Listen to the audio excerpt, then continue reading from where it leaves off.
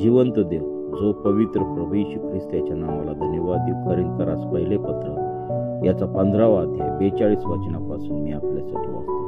तसे मेलेल्यांचे पुनरुत्थान आहे. जे विनाशीपणात पेरले जाते ते अविनाशीपणात उठवले जाते. जे अपमानात पेरले जाते ते गौरवात उठवले जाते. जे अशक्तपणात पेरले जाते ते सामर्थ्यात उठवले जाते. प्राणमय शरीर असे पेरले जाते, आध्यात्मिक शरीर असे उठवले जाते. जर प्राणमय शरीर असेल तर आध्यात्मिक शरीर आहे. त्याप्रमाणे असा शास्त्रलेख आहे की पहिला मनुष्य आदाम जिवंत प्राणी असा झाला, शेवटला आदाम जिवंत करणारा आत्मा असा झाला.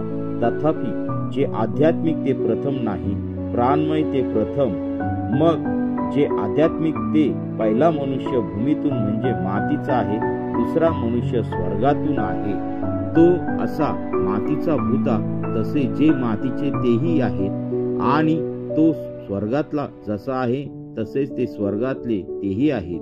आणि जो मातीचा त्याचे प्रतिरूप जसे आपण धारण केले तसे तो स्वर्गातला त्याचेही प्रतिरूप धारण करू. वाचलेले वचन देव बाप आशीर्वादित करू.